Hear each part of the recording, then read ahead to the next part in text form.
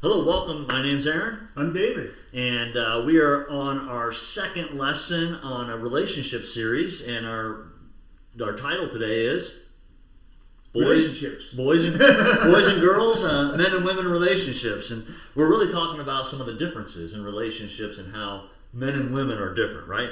Right.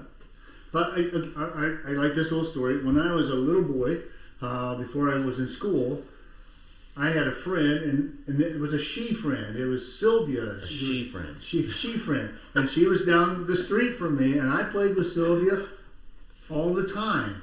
But then I went to school, and I discovered that my friends should be the boyfriends, and the girls had their own friendships. And so somewhere along the way, we decided girls have cooties. And then we start to grow back into our interest into the others. But what we forget there is that as we're growing up, guys are growing up to be different than girls. And one of the things that I always try to help people see is we fail to appreciate the fact that men are from Mars and women are from Venus, and that was the whole purpose of that book. That sounds like a book I read. Yeah, that was a book. But the idea was we are different at the core of who we are, and what we need and have to have in a relationship is an appreciation for that difference. Right. So when you say the differences in relationships, that men and women are created different, we're talking about more than just physical, right? We're talking about other things as well, right? Yeah, how I process, how I work through logical things, what's interesting to me, what catches my eye. All of this is part of the differences in which we need to learn and respect in one another. Yeah, so give us an example here. You got a story or two. Give us an example of what that means. Okay, well, in my world, it's somewhat simple in the fact that I'm fairly focused on people, and I don't see things like other people might see. So my wife, when we first moved to a house, we were invited out with a family, and she was thinking about curtains. And so she said, "How did you like their curtains?" Did you notice the curtains? I didn't notice they had windows. That was just where I was at. Now, I just had one of my friends give me a picture of the front of their house. And she said, "What do you think?" I go, "It's the front of your house." She says, "No, I got a whole new railing here for the front of my house." I said, "You didn't have that there before?" "No, there was nothing there before." Sorry, I didn't see it. So just something simple like that is for me. I'm processing my world entirely different than my wife is processing her world. Just last night, literally, we have a lady over here helping us do a little decorating thing, and Sarah said, "Hey, what about that cowboy fan in the room there?" And I looked at her and I said, "What about it?" And she goes, "Well, do you like the cowboy fan?" And I said, I didn't even know we had a cowboy fan. She walked in and actually she came back out and goes, "We don't have a cowboy fan, but your dad has one. He has one in his basement." And so she was remembering a thing from yours. Another place that I see this is when it comes to messes. Well, I walk into the house, and as long as it's not on fire and there's not stuff all over the floor, I think we're doing pretty good. Sarah walks in the house, and if the dishes are in the sink, again, that bothers her. It drives her nuts. And so there's some differences in how we perceive messes and how we perceive messes both physically and emotionally and internally. So I'll get a text. It says, "Bob had a wreck. He's going to the hospital." And my wife will say, "Well, what hospital?" And I'll say, "Bob had a wreck and he's going to the hospital." That's all I got. And she said, "Well, is Sarah with him, his wife?"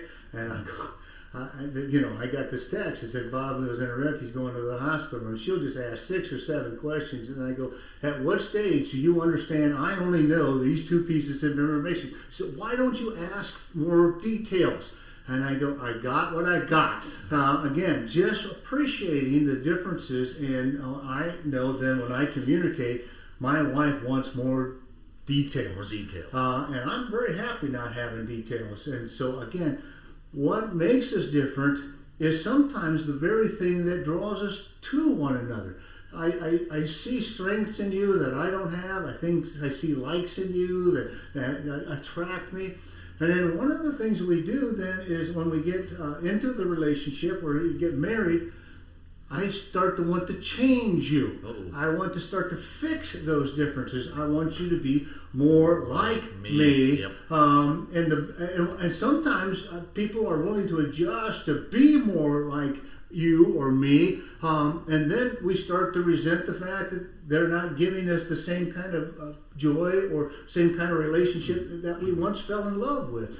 And it's partly our fault because we've tried to fix somebody rather than appreciate their differences. Gary Chapman used to speak about the woman who fell in love with her husband because he was such a great listener. Oh my gosh, she could talk for hours and he was so attentive and such a great listener. And about 4 or 5 years into marriage, the fact that he was a great listener started to bother her because she would say, I can't get him to speak a word. The reality of it is he hadn't changed at all.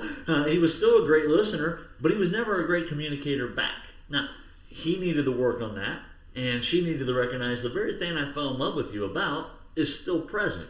I'm just wanting a little bit more. And again, there's growth on each of those edges, but it's interesting you say that the thing that once drew us to someone or the thing that we once thought was attractive ultimately becomes something that we want to change and we even sometimes grow to despise about them. Yeah.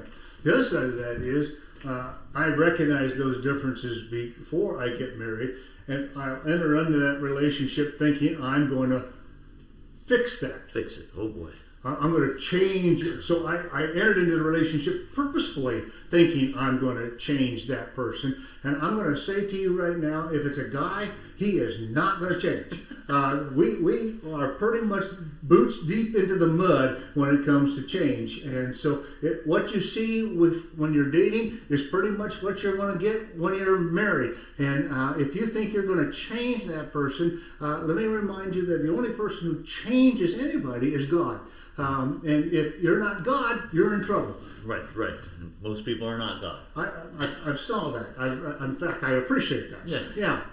And so as we work with people on a regular basis, one of the challenges that we have is I wish he would be more. I wish she would be more. I wish they would do this. I wish. And the reality of it is so should someone give up? Then because I wish he would pick up his shoes more often. I wish that they would do dishes more often, or I wish that she wouldn't leave the towels on the floor, or I wish that they wouldn't stop. They would stop showing up late. That we could. Is there a place where it's no longer fair to ask someone to be a little different or do different things, or do we just give up and say that's how that person is? Great question. I would hope that if those kind of things are happening, the communication line never quits. Yes. Because the minute you start saying I'm stuck, is the minute you start feeling I'm stuck. And now, I appreciate the fact that you can't change people, but you can constantly communicate and you constantly talk about it. And I would hope you never give up when it comes to that.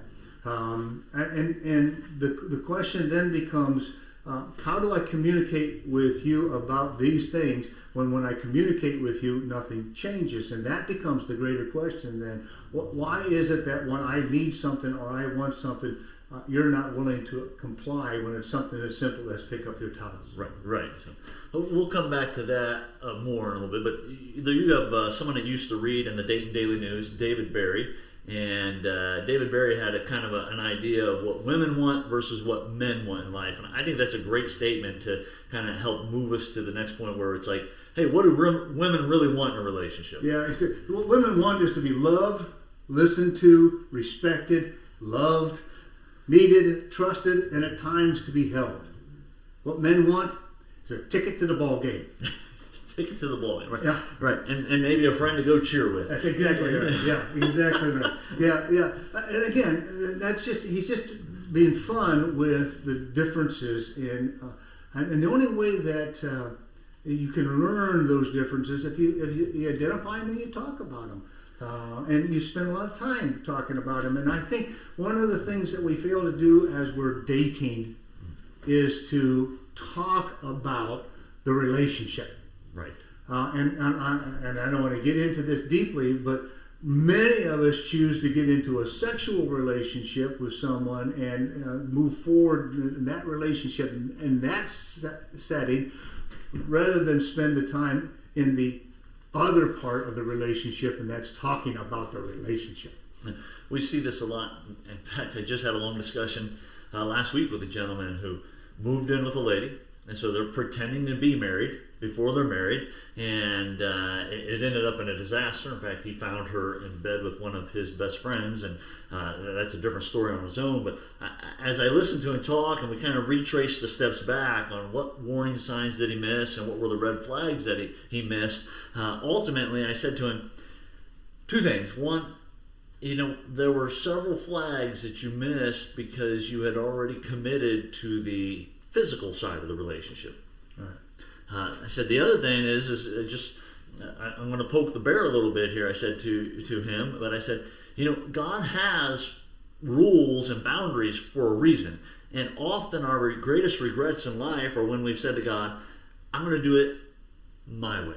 I'm going to do it my way, not your way." So God's rules and boundaries are there to protect us because God loves us. So when we talk about relationships, we talk about the flags there, and that's what I was saying to him. You missed several red flags. So how do we move into that? Yeah, before you get there, I just want to say I have never had a female come in and talk to me about a relationship in which she said to me, "Boy, I wish we would have had sex earlier, sooner. I wish we would have gotten more physical much quicker." Almost always, and I can't remember ever this not being the case, she will say, "We got involved sexually far too quick. Far too quick. I was too young.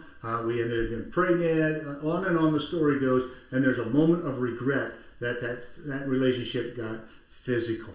Okay, so there ought to be, if you're single, there ought to be some places in your world in which you're beginning to think, what do I want? What don't I want? From a husband. From a husband, right. or a wife. Right. And again, we tend to have that in the back of our head, but because it's in the back of our head, it's kind of easy to ignore. Right. And what I want to suggest is that you pull that out of your head, even get it in writing, so that you can look at it and make a commitment to yourself about what you want and what you don't want in a partner. And the reason it's important to put that in writing is because what we can do is that we'll meet someone that catches our eye, and then again begin to transform our list and ultimately lie to ourselves, deceive ourselves, saying, "That's okay because I'm really infatuated with so-and-so." And so it's important to get that list on paper where it's solidified and ultimately as a piece of accountability. So that as you're meeting Mr. or Mrs. Right and you're trying to figure out who that is, you're not deceiving yourself and giving away what you once thought was important and essential, or again, a make or break point.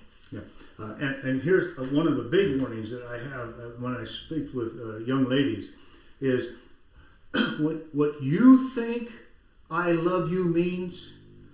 Remember the differences between men and women. What you think "I love you" means is not what he thinks "I love you" means. "I love you" for the female means I'm committed to you, I value you, I'm here to make you more of who you are. What the guys think in a date when he says "I love you" is more often than not, "Would you like to have sex?" And I'm sorry, that's not not every guy is like that, but you've got to pay attention to the fact that there's a hole in me that wants to be loved, and I need to be loved. And if he says "I love you," gosh, that means so much to me, and I'm willing to do anything for that. And that means to give up my values. Right. So what we have is we have three different flags we're going to talk about. A green flag, a red flag, and a yellow flag. And again, if you think of green, it means go. red means stop, and yellow means caution. So we're going to bring in 3 flags for you to kind of help you identify. And again, write these down. You should be creating a list. There's 3 different sets here. I'm going to create a list of things that are red flags. These are not things I can accept in dating, not things that I can accept from a guy. There are green flags, and the green flags don't mean just go, but these are things that I want. These are things that are almost, these have to be musts for me. And then there are yellow flags that, we really learn, is a yellow flag or a green flag or a red flag, or, we learn that by dating. And so one of the places that we need to start with is the reason we date, and this is huge. I didn't put this together at all when I was in high school and college, but I wish I would have dated different, because the dating I took too seriously, in the sense of I didn't understand it was a journey of discovery where I'm trying to figure out what I want in a lady. I took dating as, this might be who I'm going to marry now. Yeah. And I wish I would have said, hey, dating is about discovering what it is you like and don't like in a partner. And not that dating shouldn't be somewhat serious. I mean, hopefully you're not dating just anybody. You're dating someone that has a possibility of being the one. But again, it takes some of the pressure out. Yeah. And I think that's huge, in the sense of, okay, I might not have to marry this person. I'm on a discovery journey where I can figure out what I want and what I don't like, which again is why it's so important not to get physical in a hurry or shortchange, again, God's design for relationships. So give us some of the red flag, green flag, and yellow flag concepts. Yeah, okay, so to some degree, I want to be faithful to me when I create this list. And so what are some things that I need in a relationship? And so I will not marry someone who's a smoker, or those are kind of simple things. And for guys, I often say I need someone who's attractive, and don't dismiss that. That's important. Most guys feel the relationship has to be attractive. Let me put something in here, because I remember coming to you and asking you this very question, saying that, hey, I know a lot of girls who meet every one of my criteria, but I just don't find them attractive. Does that make me shallow? Does that make me a bad? And you kind of looked at me, you're like, do you have eyes? And I remember thinking, yeah. And you said, God gave you those eyes and gave you a different set of eyes than anybody else. And what you find attractive won't be what everybody else finds attractive. But don't ignore the fact that there are some physical things that you like and some physical things you don't like. So, and I say that because, even the night you gave this talk to a group, I remember sitting there and one of the kids stood up and said, oh, you're being shallow. That's not true. You're just identifying the fact that, hey, I find some things attractive and some aspects of a physical person not attractive. And we talk about the differences in men and women, that often that's more important to men. But again, ladies, if the guy you're dating you don't find attractive, then maybe he's not the one. Yeah, and again, the difference is I often am surprised how beautiful a woman is and how ugly her husband is. It doesn't have to be as intense, but Haley writes a book, His Needs, Her Needs, and number two in the needs of a man is attractive. My spouse needs to be attractive, and I don't say that to say to ladies, don't forget that your husband really wants you to be attractive and dress nicely, and that's important to him. So you got those kind of features. So when we talk about red flags, yeah, we got those kind of features that I need these kind of things. But there's other things that go much deeper. There's things in a relationship that again, here's my list: guilting. I make you feel guilty all the time. It's never my fault. It's always your fault. It's always your problem. You ought to pay attention. I'm not going to allow you to be guilting me. Yeah, so you're talking about the person you're dating, right, is making you feel guilty, right, of all the other situations. Yeah, right. Yeah. Right. This happened. This happened because of you. This happened because of you, and you come away constantly feeling I'm awful. I'm terrible. It's always my fault. Belittling, betrayal. Deflecting meaning it's whatever going on, there's always somebody else to blame. There's always somebody else, and what you're saying is, I need someone who's going to take responsibility. I want someone who's going to stand there and say, I can change, I can grow, but deflecting always says, it's always somebody else's fault. I'm never going to change. Right, because what happens is that's probably not going to change unless they get healthy. And again, God intervenes into who they are later on in life. They're not going to change. They're always going to belittle you. They're always going to criticize you. They're always going to make you feel guilty. And so in your marriage, you're going to find out that, like, how come he never takes responsibility? Or how come she never takes responsibility? Well, that's who they were when you were dating. Exactly. He'll never get a job.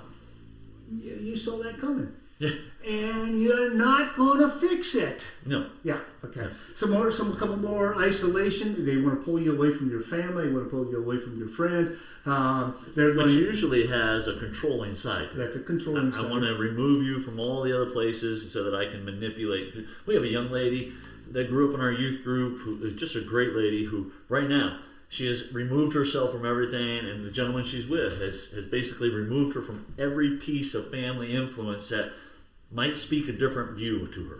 Yeah. And again, it's just a controlling issue. We have some friends whose daughter-in-law has pulled her husband away from the family and is isolated. She doesn't want anybody coming around. Right. All of his friends, everything. She's isolated. And that may not be from I'm evil and I want to remove you. It may be from, again, a brokenness in me that's like, I'm expecting you to meet all my needs, and I'm afraid that if I share you, you're not going to have enough to meet mine. Again, all that comes out of a brokenness from the person. Yeah, I think all of these things are signs that the person is broken. Right. And we're all broken. Right. And let me say it again. You're not going to fix it. Okay? That doesn't mean people can't change and people can't be fixed. That just means that once you see that red flag, you ought to say to yourself, done. Yeah. Done. Like football, red flag, we're done. Let me stop the play, reevaluate, see if does the other team get the ball. Right. I'll give you an example. One of our college kids was on a date, and the guy said something, and she got up and left the table. And he came after her and said, no, I'm sorry. She says, nope, I'm done. Yes. And that red flag was in her mind that she was not going to tolerate that. And I don't have the details of what he said, but the idea was done. Good for her. I'm not going to go that direction. The last one I want to pull your attention to, and now we'll move on to the green, is violence. Once you accept violence, that just continues to escalate. Yeah. So if you're on a date and you get shoved, you get knocked around, done. I'm done. Yeah. Here, I think it's important. I want to kind of turn the table just a little bit and say this is why it's important for you to become healthy. Why us as individuals to do self-reflection and self-examination. And I love Andy Stanley's quote. I use it all the time. Are you becoming the person you're looking for is looking for? And so the idea is hey, as I'm dating or as I'm preparing to date, it's not just I got to go find the right person, but I've got to become the right person. I've got to become healthy. And the law of attraction says likes attract. And you and I both have seen, hey, there's an emotionally unhealthy person, and guess who they're going to find to date? Another emotionally unhealthy person, the law of attraction. So one of the things you can do to find Mr. or Mrs. Right is become Mr. or Mrs. Right. Which is really what Andy Stanley says when are you becoming the person you're looking for is looking for. Because he says it would be a sad day when the person you have dreamed of, Mr. or Mrs. Right, comes and meets you and looks and goes, you're so broken, I don't want to be in that relationship. So the other side of this, besides acknowledging the troubles on the red flags with others, is saying, hey, what red flags do I bring in? Yeah. That I can get healthy and fixed before I'm in a relationship so that when I meet Mr. or Mrs. Right, they go, you're everything I've dreamed about.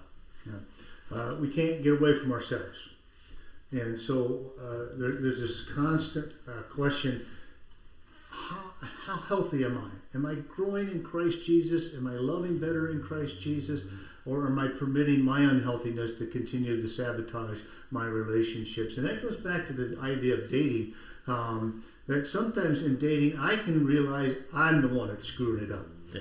I'm the one that's the problem. And in that sense, I do have a process in which I can say, how do I get better? Yeah. And in that, I would say it doesn't end just at dating. Like the idea that I'm becoming more and more healthy should be going on in your marriage. And this is what's frustrating for you and I when we run into couples who aren't willing to do counseling, who aren't willing to have people who hold them accountable and say, hey, this really isn't a healthy behavior in this relationship. And it's why the church community and friends who you've said, you can tell me the tough things. Mm-hmm. You've invested in those relationships. And again, why counseling is so important. Because we don't stop getting healthy because we got married. Yeah. And a lot of people think, I got married, I'm fine. No, you got married, and that's when the real work actually starts. Yeah. Again, I always say that we work more at having a Christmas party than we do at having a healthy relationship.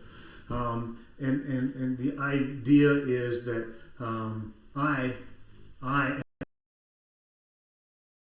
myself grow this relationship. I want to continue to do that. Now, I want to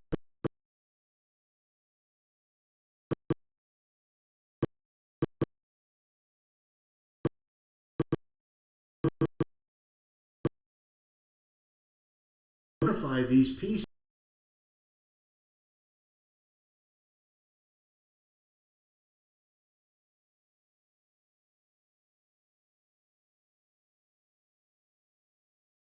Red flags.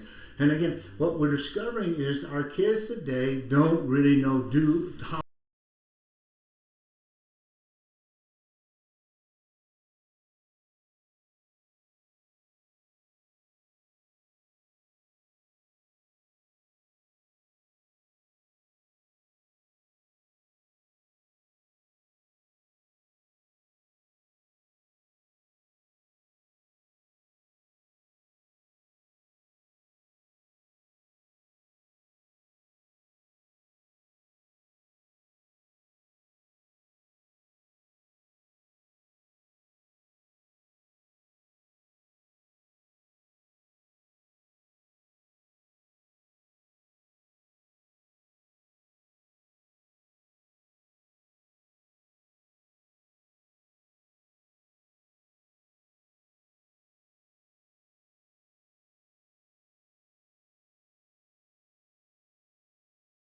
red flags.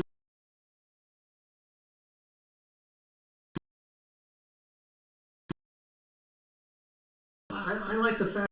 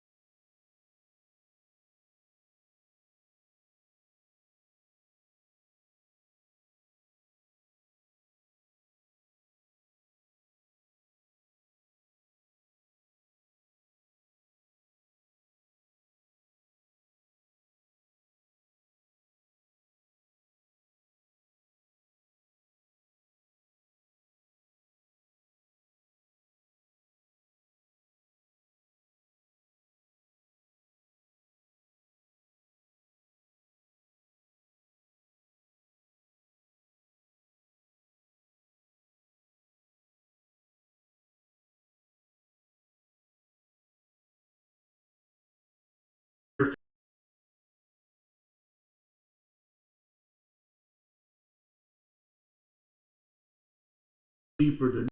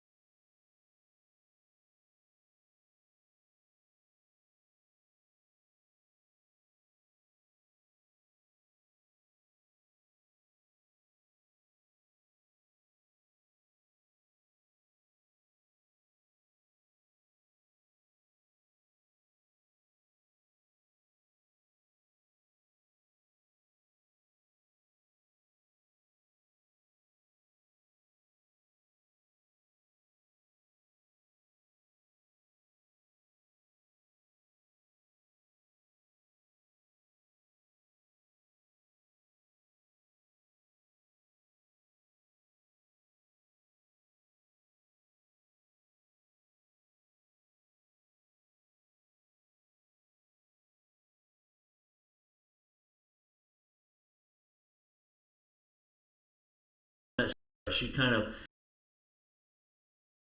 long before I mean, we didn't even know each other.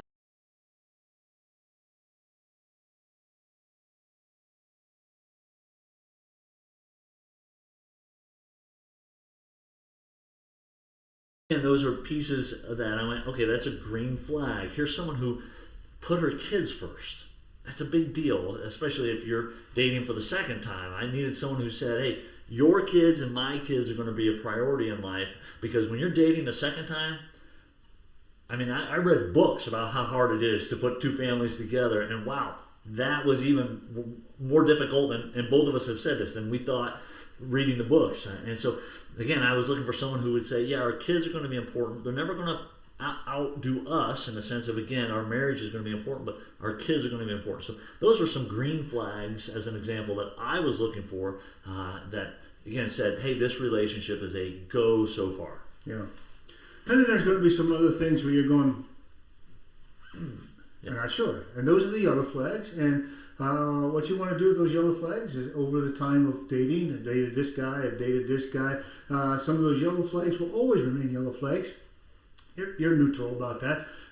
Or you know what, the longer I sat with this, the more that moved over here. Yeah. That became a red flag after a while. Or, you know, the fact that they were always... They were always digging at people. At first, that didn't seem to bother me, but now it's now a red flag. Yeah. And so, again, the longer we can spend some time in relationship with someone, the more we appreciate whether or not I like those differences or I don't like those differences. Appreciating the differences and loving someone who has differences is important. On the front end, though, you've got to be able to look at those differences and go, can I live with that? Right. And sometimes I can love someone with all my heart and know deeply I can't live with them. Yeah. And we're great friends. We don't appreciate that very much. Right. That's like, yeah. If I love them, I have to live with them, or I have to have sex with them. And no. I can love you deeply and know that we would not work well together. Yeah. Which takes us back, and again, I don't want to belabor this point, but it's so crucial in a culture that says, hey, just go ahead and live together.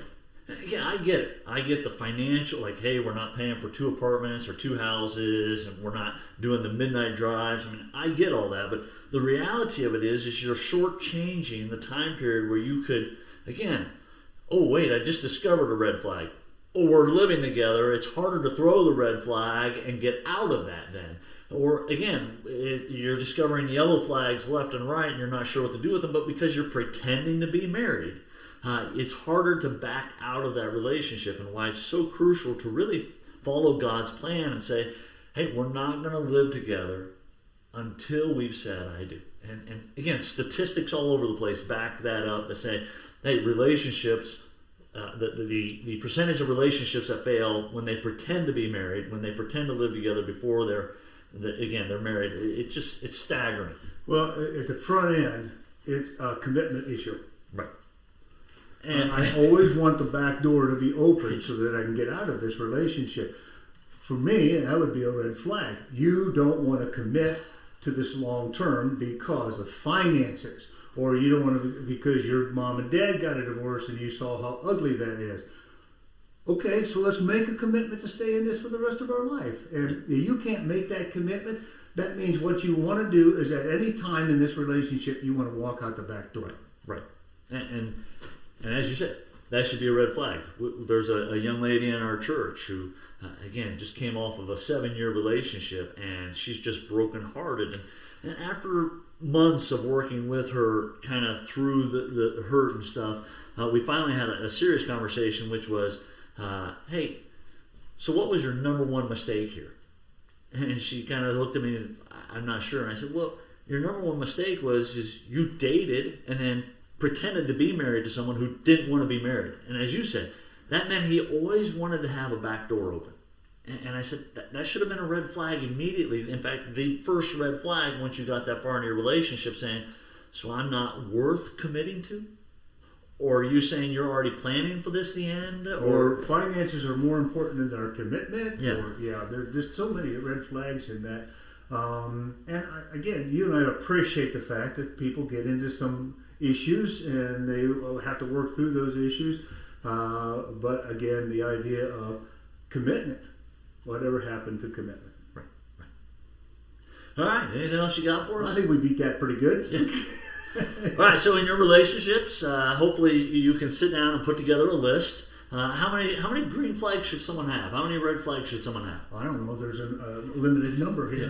Yeah. I think maybe you'll start with 5, and then in 2 months you'll end up having 10. There you go. Or maybe, so I can go back and add to my list. Well, I think you should. Yeah. If I was a teenager, if I had a teenager in my home, I'd ask them to put that list someplace that they would see it constantly and rethink it over and over, and have that conversation with mom and dad over and over. Have that conversation with grandma and grandpa. Have that conversation with your pastor over and over. What do you think of my list? How do you like my list? And here's what I know: the older you get, the more mature you get, the more healthy you get, that list is going to change. Yeah, it's going to change because you're going to discover more of who you are. You are. It's going to be much better. Yeah.